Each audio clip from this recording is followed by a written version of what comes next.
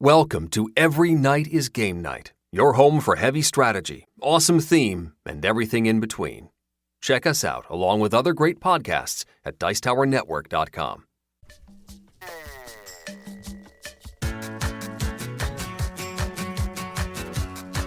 Every Night is Game Night, episode 121, Designer Roundtable about games with non-traditional themes, part 2.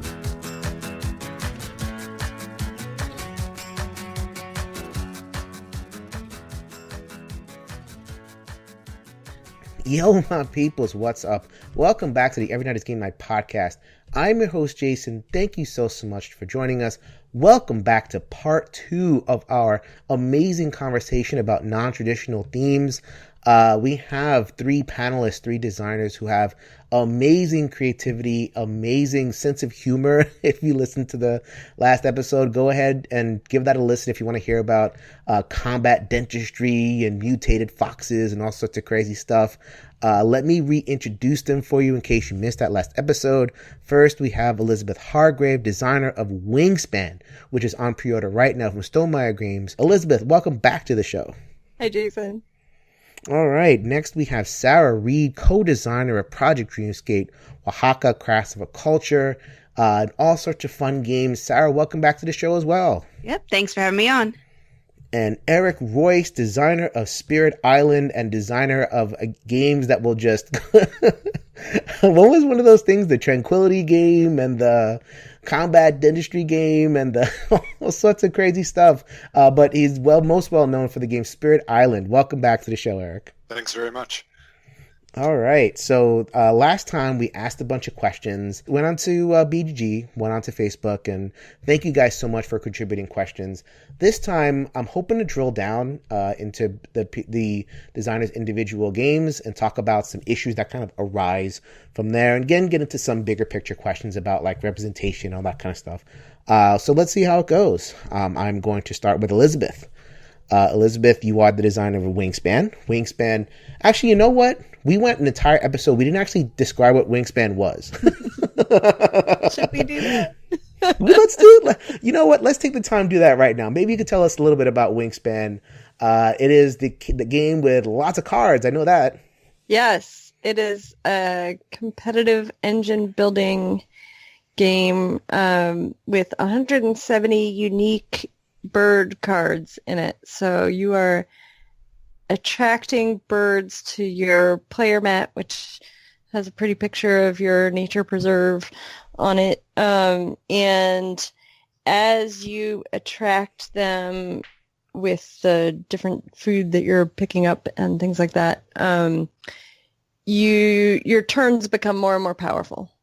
So just by the fact that you have birds in your habitats, the actions associated with those habitats become better and better. And then the birds themselves also have powers that can get activated whenever you do the action associated with the habitat that you have put them into. So big old engine builder. And I'm super excited that cool. It's finally out in the world. People are getting to play it. It's funny because I was reading through the rule book, and I think it was the back page of the rule book, you have this very interesting kind of bird information thing. So like bird information comes from All About Birds website from the Cornell Lab of Ornithology. Yes. I got that pronounced right. The Audubon Guide to North American Birds, the Sibley Field Guide to Birds of Eastern North America and Western North America. You did a lot of research. I did, yes. Each bird has specific habitats that it can live in and specific food that it needs. And those, I had to fudge around the edges to make it fit into game mechanics and make sense and be simple. But they're all based on reality. And then the powers that are on the bird cards sometimes are just things that are associated with that habitat in the game. But when I could, I tried to include some that are really nods to things that those birds actually do in real life. So yeah, it was a lot of work putting the cards together for sure. It started smaller. I first pitched it with more like 50 or 60 birds. Oh, oops. I guess my question is, we're talking about games with non-traditional themes, and Warren had a question about like, selling and exposure. Is that like your process of, doing this kind of so much research on it? Would you say that that's kind of necessary to really kind of stand out? And, like this, not just like a different theme, it's this kind of well-researched, well-grounded, would you recommend that? Or would you say that's kind of a necessity when it comes to these kind of themes? Or is that just kind of the way you wanted to approach it on a personal level? Probably more just the way that I approached this particular game. And it got more and more specific over time as we developed it. But I did want to keep it true to life. I didn't want to be sort of making up fantasy birds.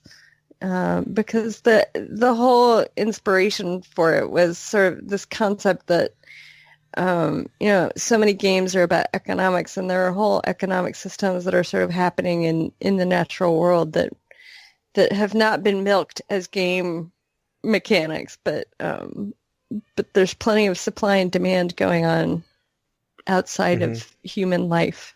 Mm-hmm. Oh, so you're looking at the economics of it. Oh, economics, that's game stuff. Yeah, exactly. I can make that transition. That's very cool.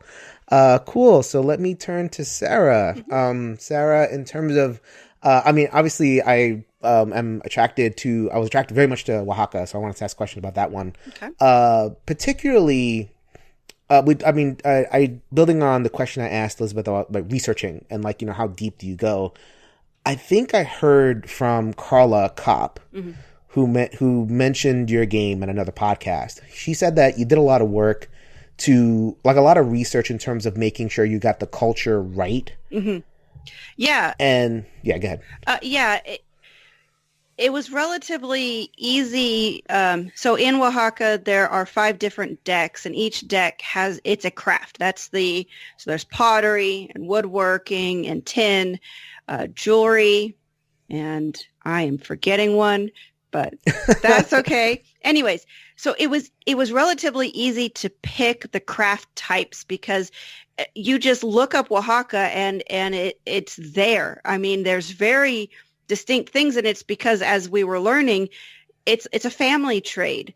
And so if you're born into a family that makes wood carvings, you're going to learn how to do wood carvings because that's what everybody in your family is doing. And I just loved how everybody does come together and build these crafts.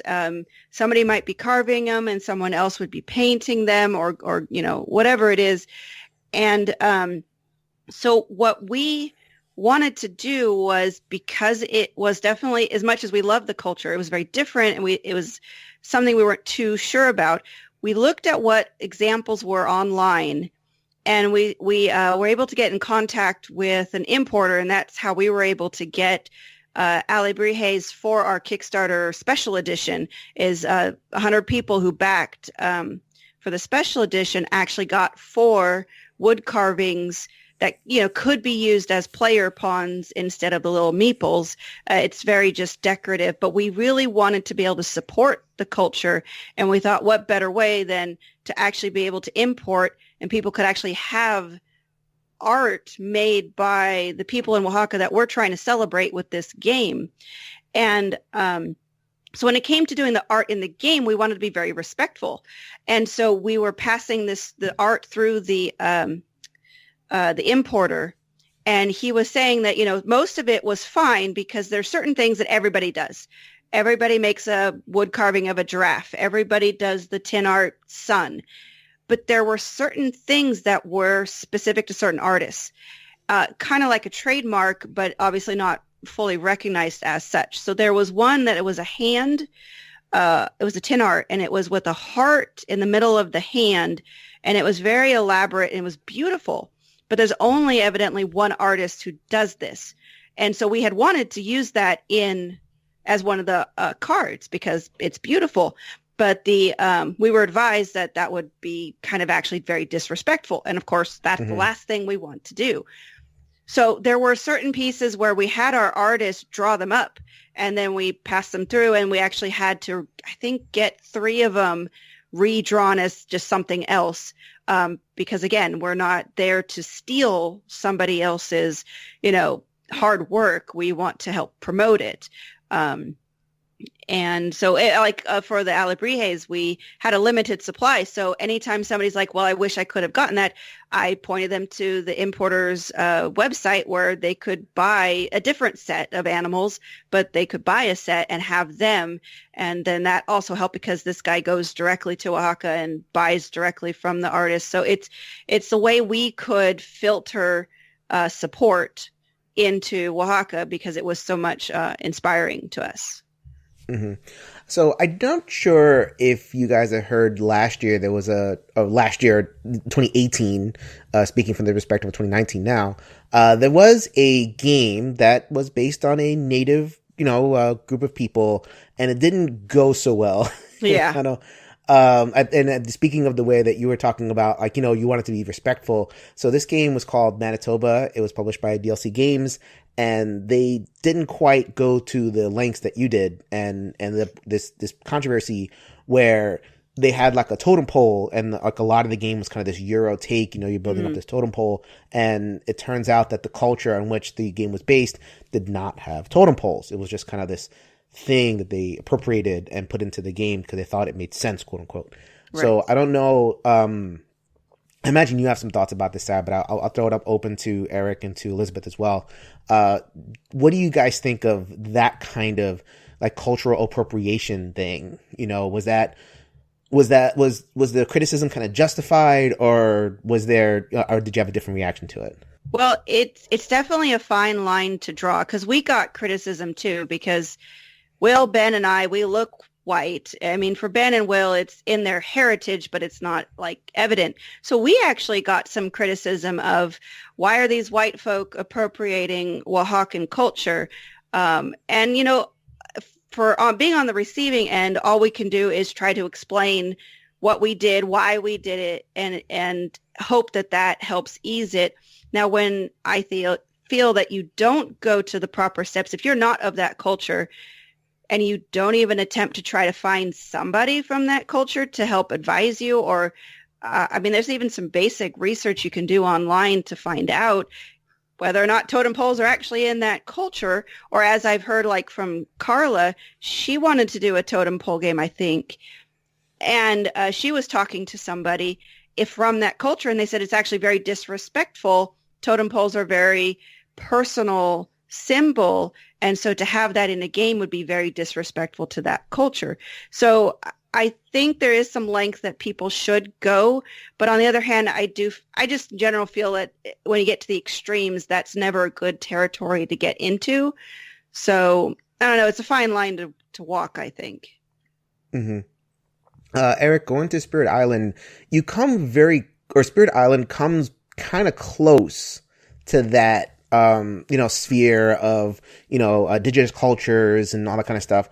I imagine that Spirit Island was made the way it was, like, in terms of the spirits of the land rather than like actual cultures, to try to evade some of that stuff. I mean, that's just me imagining things. Was that the issue of cultural appropriation, was that a factor in how Spirit Island ended up coming out thematically?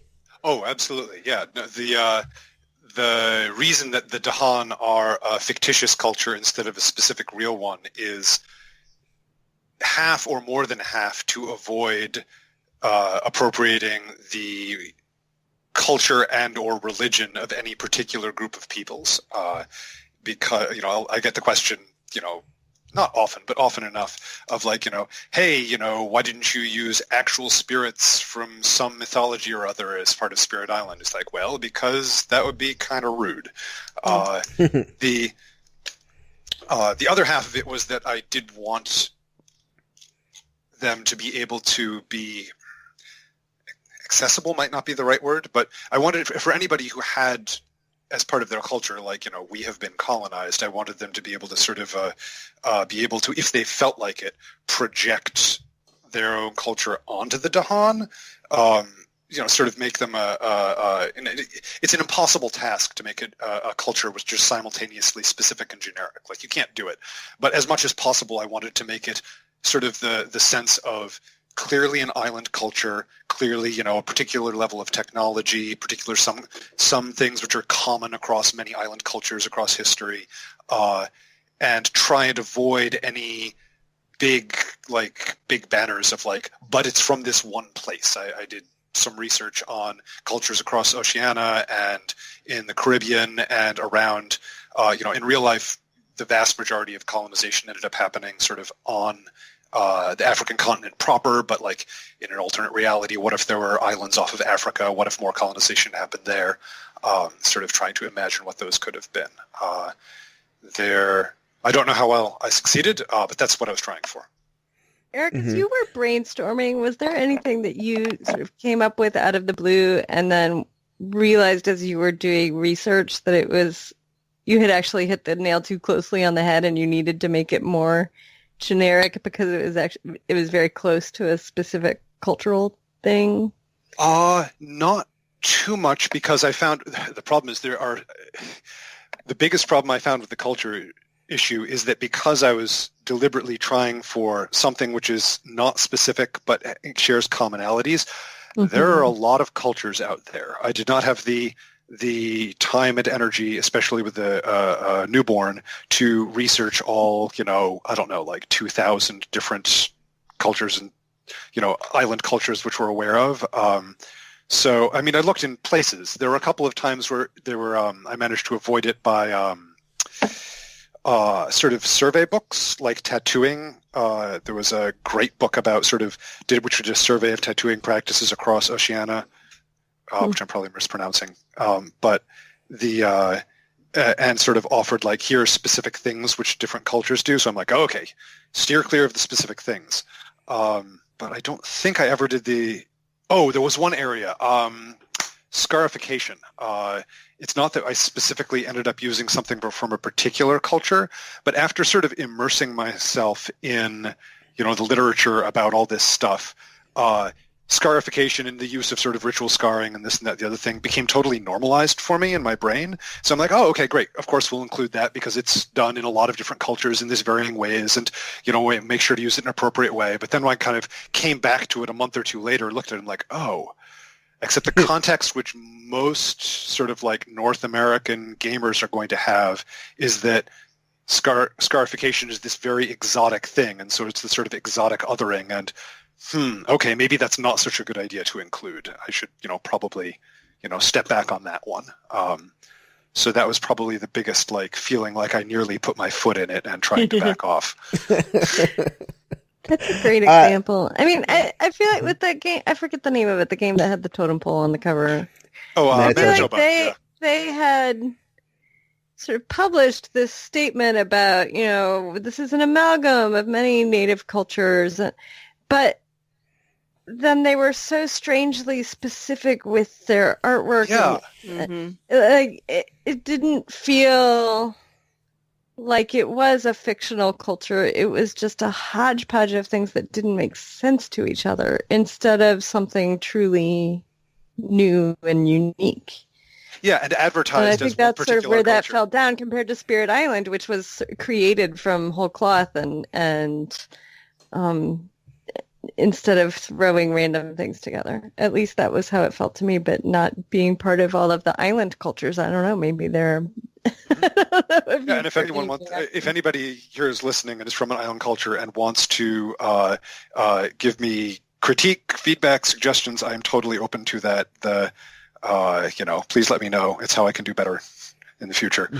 On Manitoba, I feel like, I don't know, it's like if somebody said, okay, we're going to make a new soda, and to do it, we're going to pour a bunch of little bits of a whole bunch of different sodas together, and then we're going to call it Coca-Cola. It's like, wait.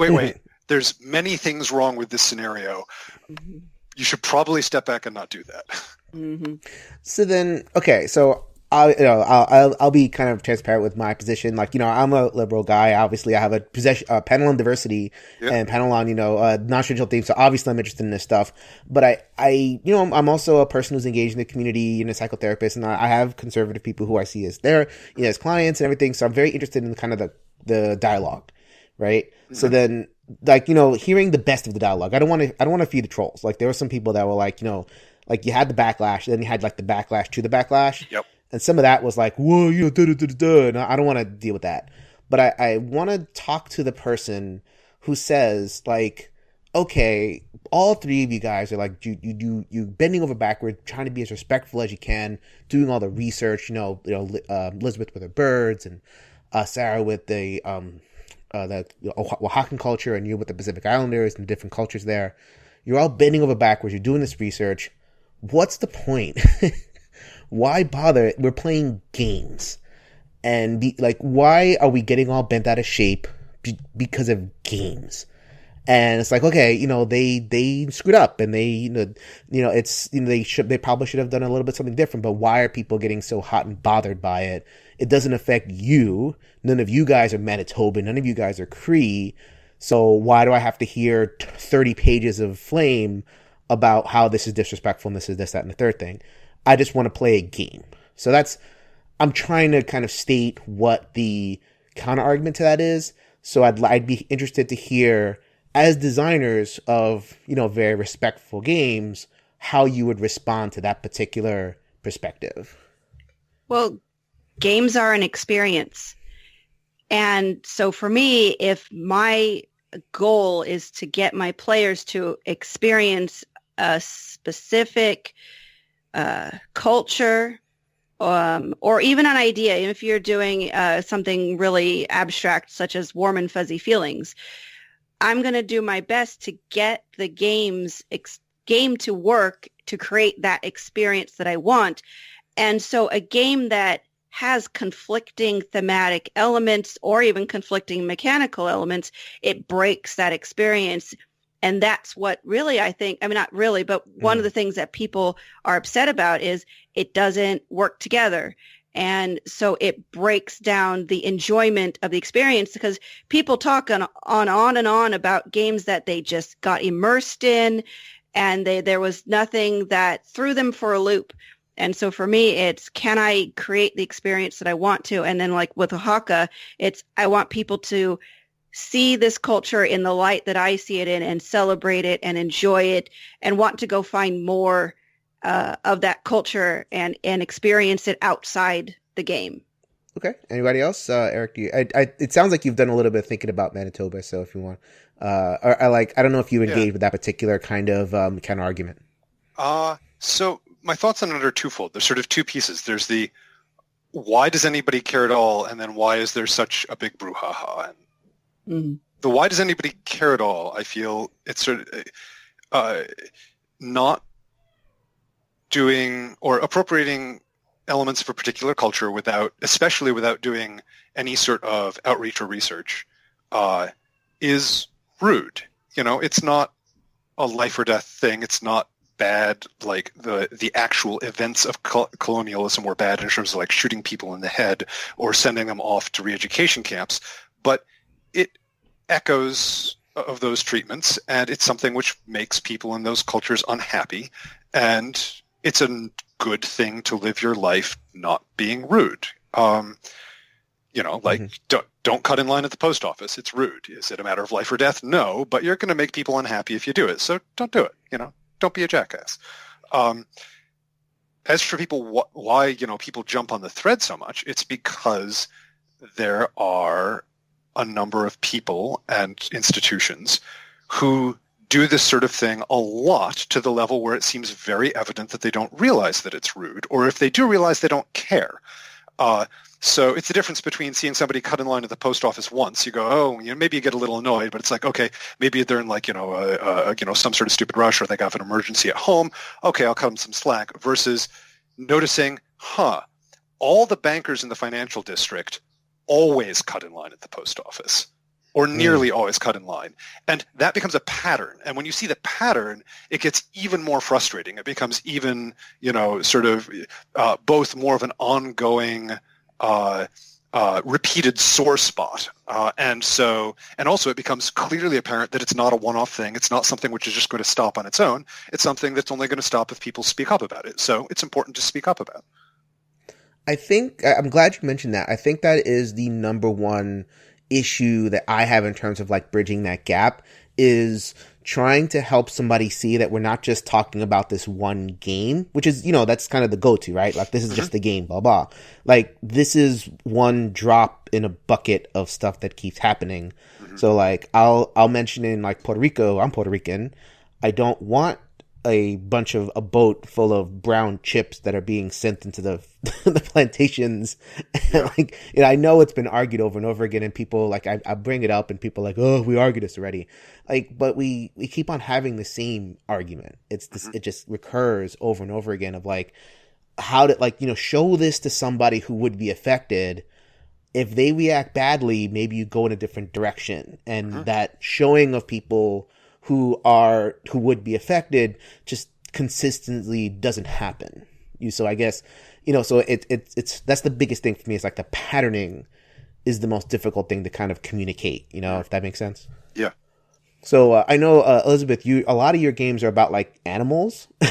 So I know you don't touch a lot on the kind of cultural pieces, but you're kind of I see your Twitter, you kind of interact with these issues. Do you have any particular responses in what we're talking about? I mean, I think Sarah and Eric, I agree with everything they said. I don't know that I have that much to add.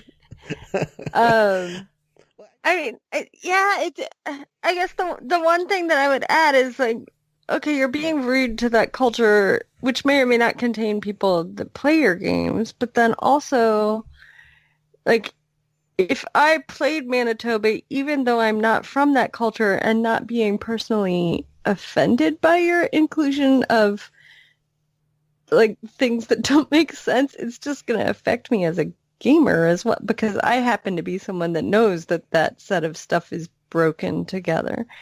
So, like, even if you don't care about being mean to people, there will be people who are gamers who notice it and just think it's bizarre and wrong. Or if they don't, they may that learn things which are wrong. Yeah. Games, people learn things from games. I mean, sometimes what they learn is very specific, like, like green cubes are good, but people pick stuff up from games, not like to the level of they believe it as absolute fundamental truths, but it'll just kind of be back in their brain somewhere, like, oh yeah, Manitoba, like totem poles and stuff, it perpetuates something which is wrong. Yeah. Mm-hmm. Like, I used to do a lot of world traveling when I was younger before these children. Now none of that happens. Like, I went to Jerusalem, and, like, you go to the different parts of the country, the different parts of the world, no one knows what a Hispanic person is. Like, what is that? A Puerto Rican, what's that? And the only experience they had with any Puerto Rican whatsoever at the time was Ricky Martin. So, like, Livin' La Vida Loca. So, like, I would explain that, and that would be the first thing that came to their head. Oh, Livin' La Vida Loca. I'm like, no. No, right, and if you meet gamers that haven't met other Puerto Ricans, are they like, oh, tobacco? Yeah. Isn't that what Puerto Rico was like? There were a lot of laborers in the fields. No, it wasn't quite like that. Like, I guess to your point, like, like, they're very, like, and I guess maybe we'll pick on the Germans a little bit because, and I don't want to pick on them too much because there's a very specific cultural reason why a lot of their games are just so pastoral. Like, that community, that culture was ready to build after post-war. Like, both world wars happened on their soil, which is, a very devastating thing to happen. And you had the the Holocaust and all these terrible things.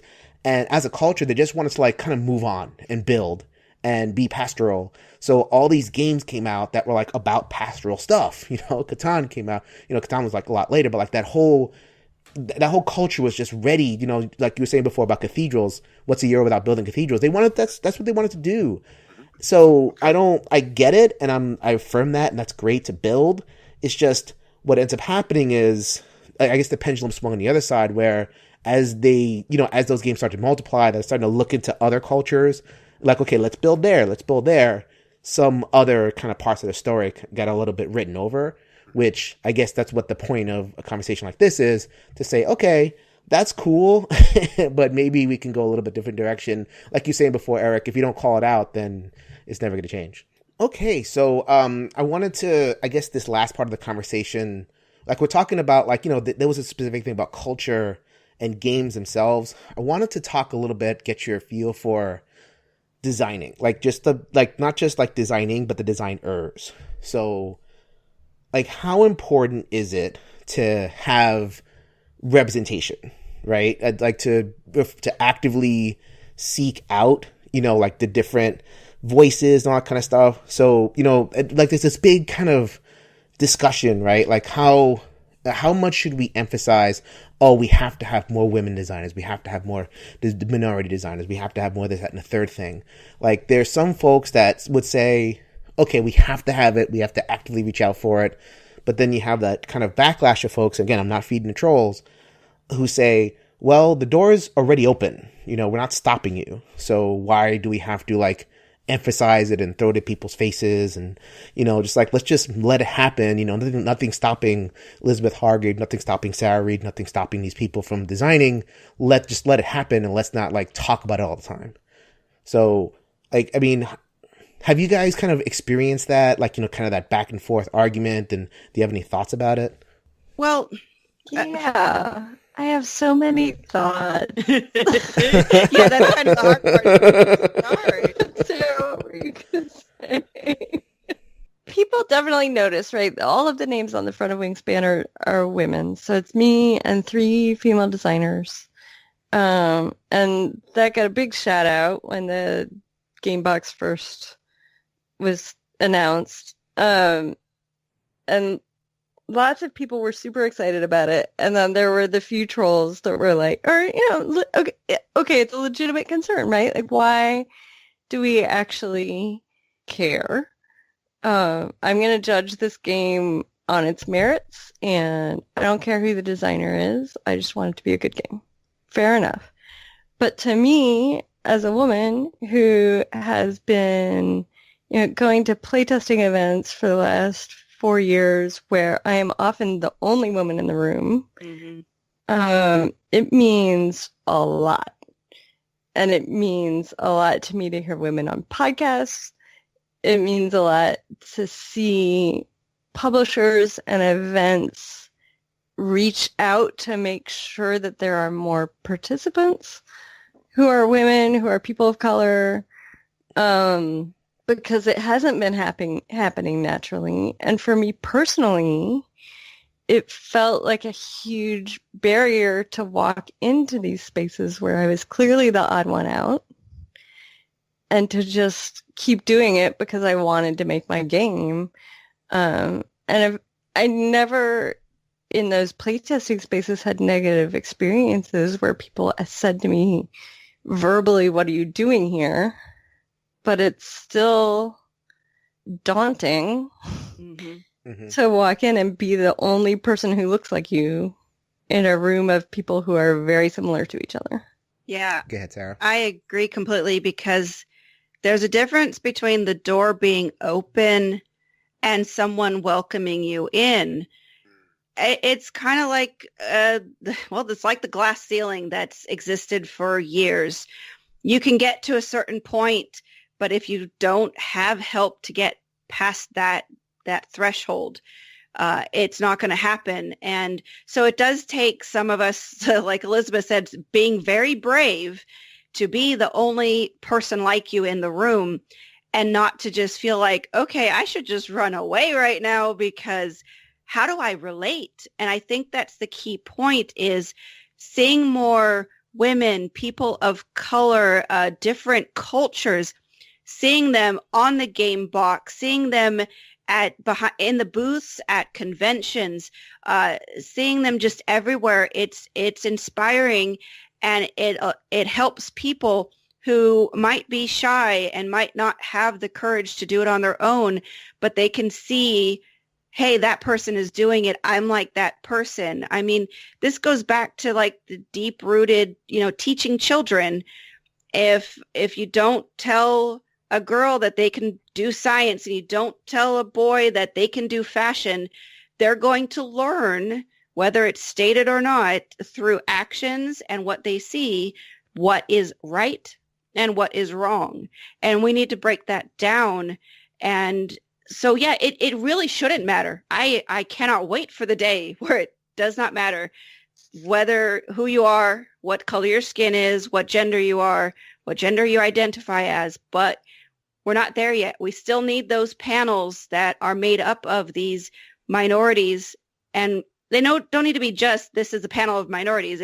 These are people talking about whatever the topic is, but they also happen to be minorities, because then people can see that and it starts becoming normal, and it's not there yet. So that's why this is an important discussion to keep having about representation in games like Puerto Rico. If that's your only representation of Puerto Ricans, that kind of turns people off. It's like, well, games aren't for me because that's not me. Same with, I love fantasy. Fantasy is one of my favorite genres, and I've had to play guy characters in a lot of board games. And I try or girls with popping cleavage. Yeah, that's the whole thing. Is I would rather choose to play a male character than the token female who's barely wearing anything. So yes. And so it's that representation. Am I against someone drawing a woman in barely wearing anything? No, I'm not against it. I'm just saying, if you want to open up the gaming hemisphere to include more people and to have more people in the hobby, you have to have better representation, and not just be like, oh, well, there's the black character, there's the white character, there's the Asian one, and they're stereotypical. That's not going to fly. And sure, you could say, well, it worked 20 years ago. I don't think it really worked 20 years ago. It's just no one stood up and said anything. And now we have people standing up and saying things. And so it's now about making that change. I'm going to pick on Eric over here. Here's our token white male on the...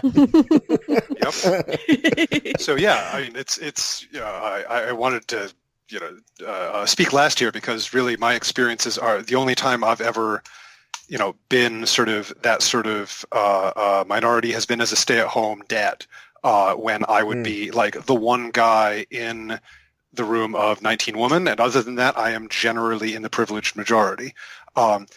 That time, however, was somewhat instructive. Human brains pattern match on things, and when you walk into a room and you are the only person like you there, it tells your little hindbrain, it goes, you're like, why are you here? Everybody else is not the same as you.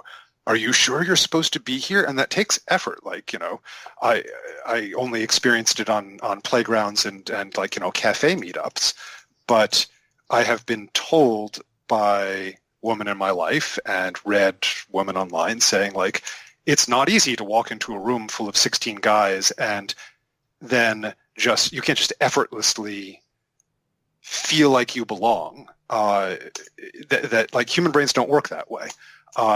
It also affects, I think, the attitude, like people pattern match subconsciously when they're looking at a field. If they go, oh, okay, like, all of the game designers I've ever seen have been guys, they'll have this little thing in the back of their head which goes, okay, here's what a game designer looks like. And they will have these subconscious expectations. And this all creates a sort of inertia where if most people who are game designers match certain characteristics, there's sort of this tendency for that to keep happening. So I feel like there's also a common thread both here and in the issues we were talking about earlier, where the people who where the argument of the counter arguments, you say like, the troll point of view, but there's many people who aren't deliberately trolling, who genuinely like don't see what the fuss is. But the common thread that I see is that in those cases, in both, like, people are stepping forward, be it, people from other cultures saying this appropriation, it hurts us, or, women stepping forward and saying lack of representation in game designer forums and the like, that makes things harder for us. Why not believe people when they tell you this makes our life harder? Like, it's not that hard a thing to do, to trust that they know what the experience of their life is like.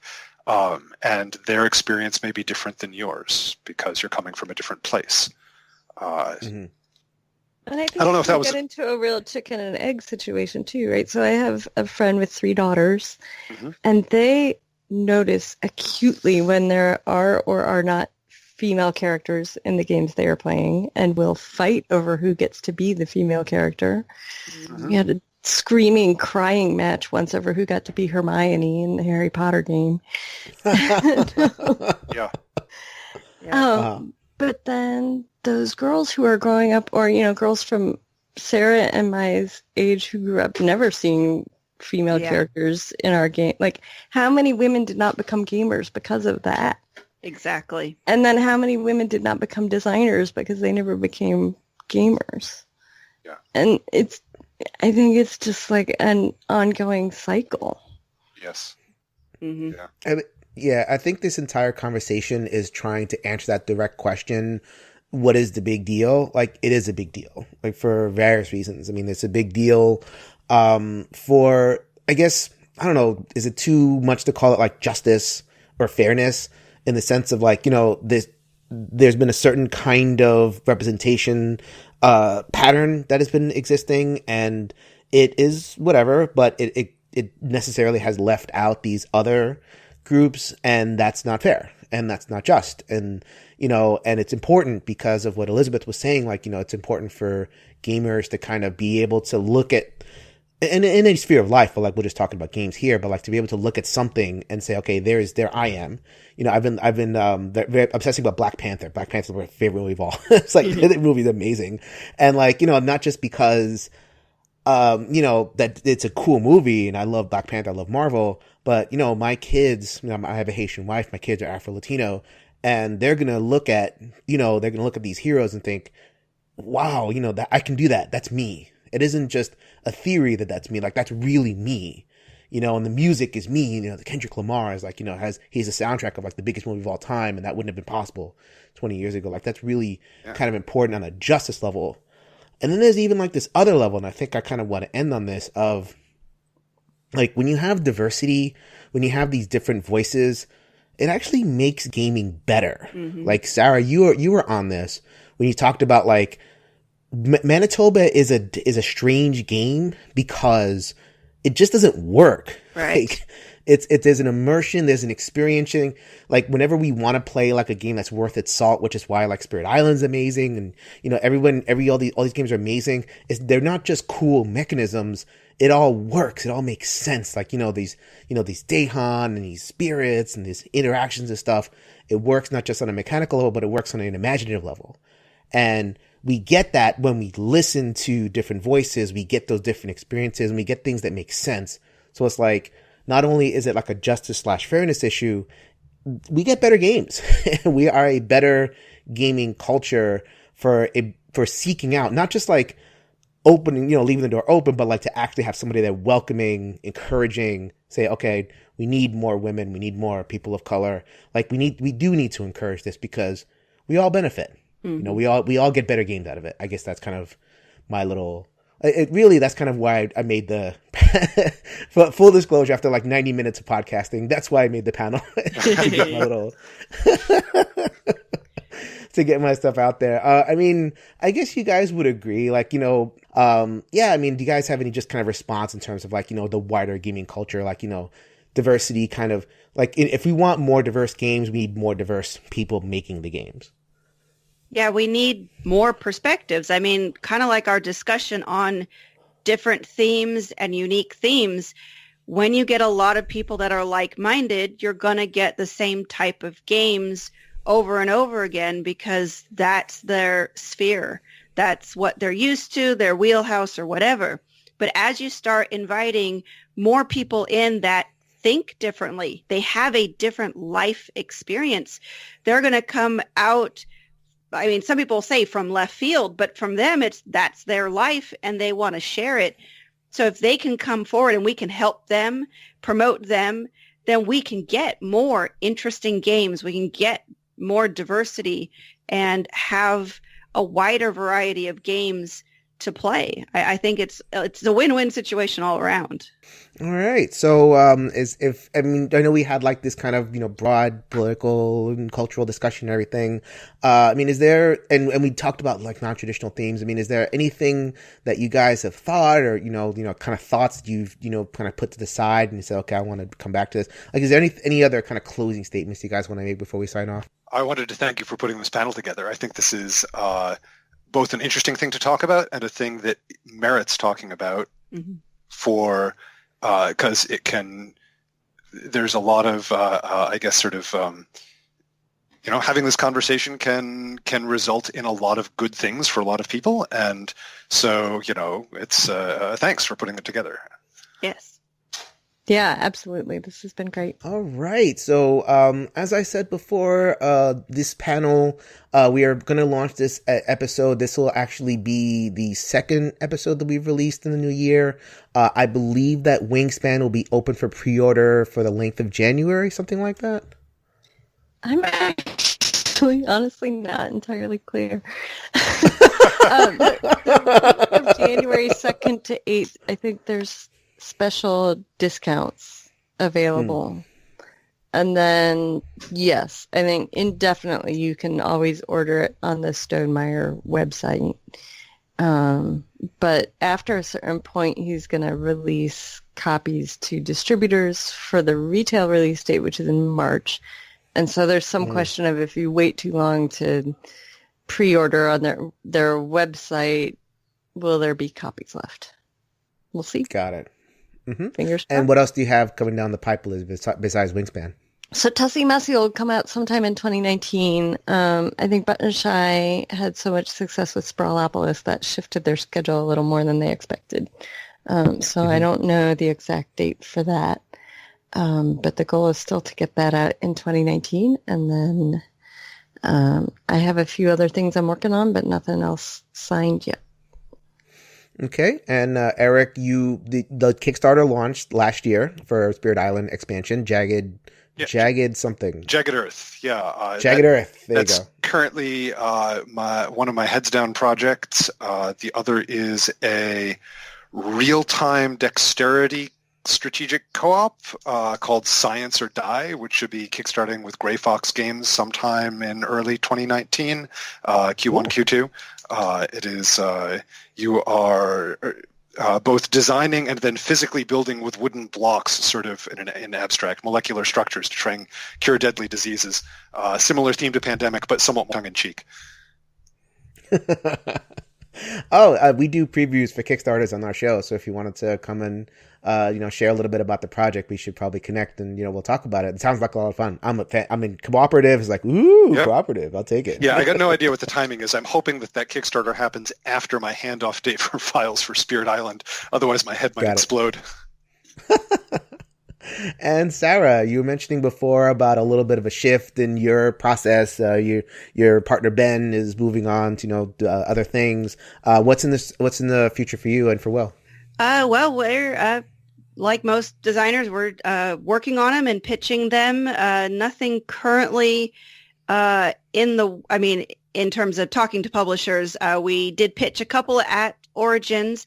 They have politely declined. However, they are keeping the door open, so that's fantastic. They basically, both companies said, these games are not quite for us, but we like you and we like what you do, so let us know what you're working on next. And so that's what we're doing. We've got several games we're working on: Slime Farmer, Broken Skies, and a new one I thought of combines worker placement and the writing portion of Roll and Writes. And so it'll be called, right now, Holiday Draws Near. You're actually drawing in a gingerbread house, decorating it. Ah. Okay. So I love it. I love hearing all the different stuff you guys are working on. Yeah. So if you're interested in that, just follow me on Twitter at EurogamerGirl. I'm always posting what we're working on. And as I get print and plays done, I always post those to get feedback. So just keep an eye on us. I'm hopeful for 2019, but nothing currently locked in. And you could follow Elizabeth at Eliz Hargrave, I believe, on Twitter. That's right. And what's the best way to follow you, Eric? Best way is probably, if you're on Board Game Geek, subscribe to me. My username is just Darker, Darker. Failing that, I am on Twitter as Mindways, but I don't tend to post much game-related stuff there. Board Game Geek is usually the best way. Thank you all so much. This has been an excellent conversation. You guys have been riding with me for 2 whole hours. Ooh. All right. Thank you guys for your time. Other thing is, I do have a low bandwidth mailing list where I announce new titles going either into print or Kickstarter. So if you message me on Board Game Geek with an email address, I can add people to that. All right, very cool. Thank you all for your time. Looking forward to, anytime you guys want to advertise some projects, the door is always open here on Every Night is Game Night. So thank you guys very much. Thank you. All right, that is going to do it for another episode of Every Night is Game Night. Once again, thank you so much for joining us. Thank you to our 3 esteemed panelists. I was so happy with the way that conversation came out. It was respectful. It was, we raised some issues. Obviously, with a conversation like that, it doesn't hit all the different, places that we could have gone. I imagine that there were parts of that conversation that you as listeners would want to participate a little bit more in. Please do so. Let's keep that conversation going. ENGN_podcast on the Twitter, Every Night is Game Night Facebook group. The Facebook group, please post. I'm not as totally active as I could be. I might put together some thoughts about that. I mean, it's actually kind of intentional. I'm not just like slacking. I have some feelings about Facebook and social media in general, and I'm putting them together for a future discussion. This is how we roll here on Every Night is Game Night. We talk about games, and we're definitely going to get back to some games that are hitting our table over the next couple of weeks, but we are about discussion. We are about shedding more light than heat is the phrase I like to use. We can go all over the place to have some of these more difficult discussions about gaming and about some of the other stuff that's going on, but I really wanted to try hard. Selected that panel very, very specifically because, I'm familiar with the voices and I knew that an excellent conversation would come out, and I'm so happy that we were able to make that happen. Over the next couple of weeks, we are going to, like I said, get back to the game reviews and some more discussions. And then in February, we're going to have our ENGN Solo Awards. We did it last year. It was a lot of fun. This year, please join our Facebook group. We are going to be doing the voting through the Facebook group. Still decided whether I want to stretch it out to some of the other places. But this is a fan vote. Every single game that we've played in 2018 that is relevant, So this episode functions as our year in review episode. We figured we'd have a little bit of fun, give it the award framing. So please be on the lookout for the Solo Awards. We're just going to keep it rolling, man. 2019 is going just as well as 2018 did so far here at ENGN, and we're just going to keep it rolling. So, as Anthony would say at the end of every episode, let's grab a game off of that shelf and make every night a game night.